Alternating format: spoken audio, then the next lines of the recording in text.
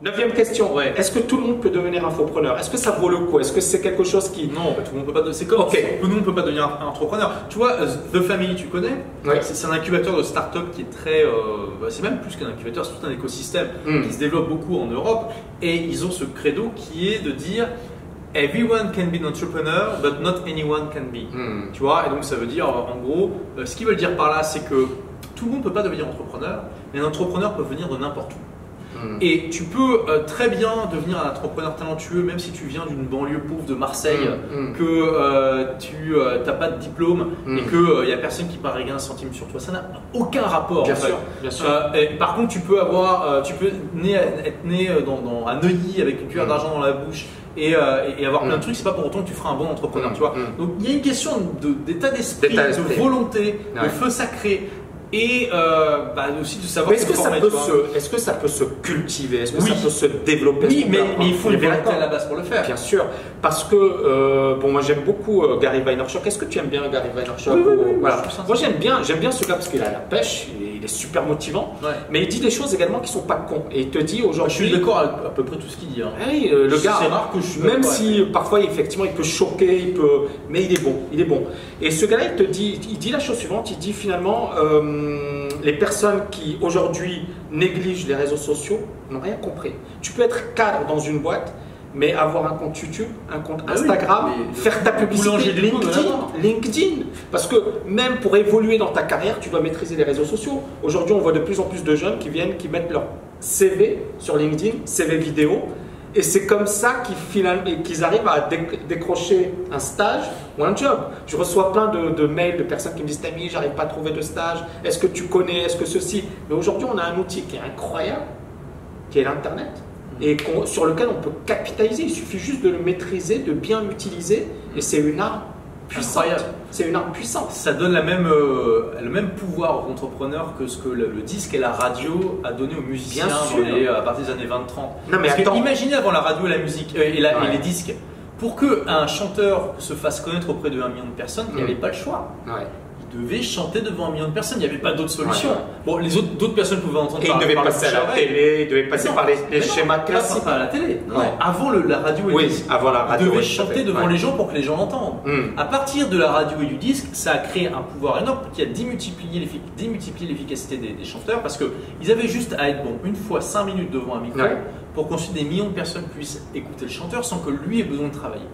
Et aujourd'hui, Internet donne le même pouvoir, le même effet de levier qui démultiplie les résultats pour les entrepreneurs. Et de manière décentralisée. C'est-à-dire que, par exemple, dans ton activité ou dans la mienne, c'est vrai qu'à un certain moment, passer à la télé, ça aurait été une bonne chose. Ça aurait été un booster. Même aujourd'hui, ça va. Oui, mais aujourd'hui, on s'en fiche. Tu ne veux pas cracher dessus, mais c'est pas aussi important. On s'en fiche. C'est plus aussi important. C'est-à-dire que tu as plein de youtubeurs qui sont totalement indépendants de la télé et des médias classiques.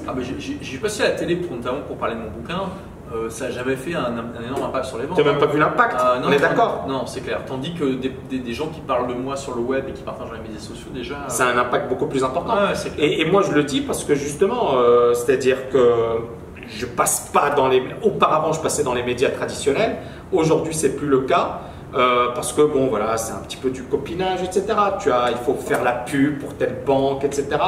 Et aujourd'hui, notre chance, c'est d'être indépendant. C'est finalement de défendre tes valeurs. Tu as tes valeurs, tu as tes idées, etc. Et tu peux les défendre sans avoir besoin finalement de faire des courbettes, sans avoir besoin d'être gentil ou de faire plaisir à des marques. Toi, tu dis, ok, voilà, moi, mon point de vue, c'est ça. Mon idée, c'est ça, et je la partage avec vous. Vous pouvez ne pas être d'accord avec moi, vous pouvez être d'accord avec moi, mais je la partage avec vous. Et à partir de là, ça te permet de fédérer des gens qui vont dans le même sens que toi, qui ont les mêmes valeurs que toi, qui accrochent avec toi, parce que c'est ça aussi. Il faut que les gens, généralement tes étudiants, je suppose que ce sont des gens qui aiment bien ta personne, qui accrochent avec toi. C'est clair. C'est clair.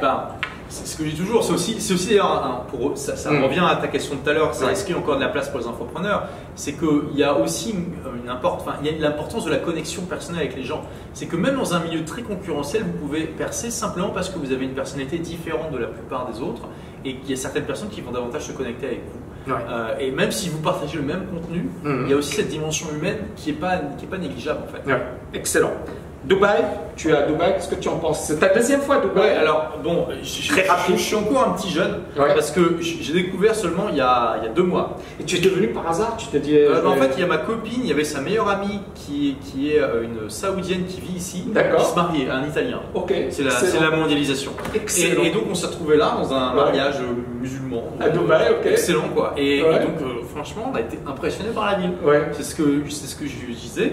On a trouvé ça vraiment sympa. Les gens sont cool, super service, pas trop cher. Bon, moi je viens de Londres, donc tout paraît pas cher à côté de Londres. La ville du futur, quoi. Il y a des gratte-ciel. On a The Shard, tu vois, à Londres qui fait 300 mètres de haut. On dirait une épingle à côté de ce qu'il y a ici. On a fait un safari un truc dans le désert. C'est bien marré, avec la 4x4. Ouais, la 4x4 dans les dunes, purée. C'est impressionnant. C'était sympa. C'est impressionnant. Bon. J'ai eu qu'un aperçu très court, mais franchement ça me donne envie d'en savoir plus. C'est pour ça d'ailleurs, là tu vois, je pars en Asie pour 1 mois et je me suis dit je vais m'arrêter à Dubaï. Bon, je reste pas longtemps, mais juste un peu, notamment pour te voir, parce que voilà. Et d'ailleurs, merci. C'est la première fois qu'on se voit. Ouais, c'est clair. Bon, voilà, le cours est bien passé. J'espère qu'on aura l'occasion de se revoir. Je pense. Excellent. Hein. Oui. Et donc voilà, je me suis dit, Dubaï, c'est pile entre Londres et Hong Kong. Où je vais, tu vois. Donc je me suis dit, je vais m'arrêter. Et je vais te rencontrer et je vais continuer à explorer, tu vois, parce que j'ai envie d'explorer cette ville, je la trouve vraiment intéressante. J'ai aussi lu beaucoup d'articles, alors il y a beaucoup de pour Dubaï, il y a beaucoup de contre, bien sûr, parce que c'est quand même très différent des cultures européennes, il faut quand même s'en rendre compte. On entend des histoires d'horreur sur des gens qui se sont fait arrêter parce qu'ils avaient. Il y a un mec qui s'est fait arrêter pour 4 ans parce qu'il y avait un bout de shit là, c'est simple sur la chaussure, mais en fait j'ai vu pas de drogue. Mais la plupart des occidentaux qui se sont fait arrêter, qui se sont pris 4 ans, en général ils se font gracier au bout de quelques mois par généralement. Et bien après ils se font virer. À Dubaï, vous ne voulez pas avoir de problème, pas de drogue, pas d'alcool au volant. Donc vous conduisez, après vous n'aurez aucun problème. C'est une fois que tu es réglo, c'est-à-dire si vous êtes réglo à Dubaï, vous payez vos dettes, etc. Pendant 4 ans, ça fait 4 ans que je suis à Dubaï, j'ai jamais vu un flic, j'ai jamais eu inspectez vos chaussures pour voir s'il n'y a pas de... Voilà, faites gaffe. Mais voilà, le mec a pas eu de c'est comme à Singapour, d'ailleurs c'est un peu la règle. L'Asie de façon en général. Indonésie également. Tout ce qui est Asie et Moyen-Orient, la drogue, ça marche pas. Faites gaffe. C'est pas compatible. En Europe, vous fumez un joint, il y a un flic qui va vous le confisquer, vous n'allez pas vous faire emmerder. Non, ici ils sont en Asie, au Moyen-Orient, vous prenez de la prison directe. C'est direct. C'est-à-dire ici ils rigolent pas. Et en même temps, ça fait qu'on a une sécurité de fou. On peut sortir ici à n'importe quelle heure. T'as aucune délinquance. C'est vrai qu'il faut relativiser parce que la Thaïlande c'est pareil. Je veux dire, même en Thaïlande. D'ailleurs, on entend aussi des histoires d'horreur où il y a des gens qui achètent de la bœuf à des dealers et les dealers vont les dénoncer à la police. Bien sûr. Comme ça, eux, ils se prennent 2 commissions. Ils ont le fruit de la vente plus la commission de la police. Et c'est dégueulasse. Donc méfiez-vous. C'est pas la même culture. Donc voilà, tu as petite expérience, mais en tout cas, ça te paraît pas mal. Ça me donne envie d'explorer plus, clairement. J'étais vraiment agréablement surpris. Et tu vois, je te disais. Et tu avais plein de préjugés parce qu'il y a beaucoup de personnes qui arrivent ici qui ont plein de préjugés. Je sais pas s'il y a des préjugés ou si c'était juste pas dans ma top list, quoi. Il y a tellement d'endroits à visiter dans le monde. Mais en fait, je me rends compte qu'il y a des tas de critères qui m'ont fait choisir Londres et que ces critères s'appliquent aussi ici. Donc, pourquoi j'ai choisi Londres?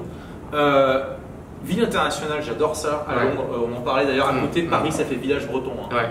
Mais vraiment, c'est vraiment très ouvert. Et c'est vraiment l'impression que j'ai eue quand je suis revenu de Londres à Paris. Et je me suis dit, en fait, j'avais vraiment cette impression. C'est incroyable.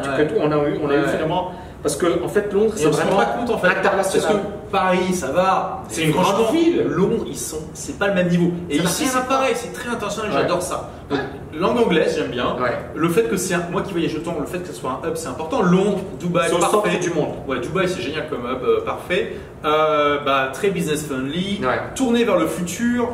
Beaucoup de startups intéressantes, des focus sur l'énergie verte, même s'il y a beaucoup de marketing quand même là-dessus. Bien sûr. Mais voilà, des tas de choses intéressantes qui fait que je trouve ça pas mal. Passionnant. Le mot de la fin. Bon, c'était passionnant. Merci. Je pense que c'était une putain d'interview. Mais je pense que on a fait how many hours? 1 hour, 2 hours? 2 hours. Les gens qui sont encore là, à mon avis, ils sont très motivés. Vous êtes courageux, les amis. Merci. Il y a même mon iPhone qui a rendu là. Le premier YouTube live et c'est mort. Excellent. Écoute, Olivier, merci infiniment. Et c'était un plaisir. Et bah, je te souhaite bon vent pour ton bouquin en anglais, de cartonner, de tout exploser. Yes. Et yes, on se retrouve à bientôt. Yes. Merci d'avoir été là. Ciao les amis, merci beaucoup. À bientôt.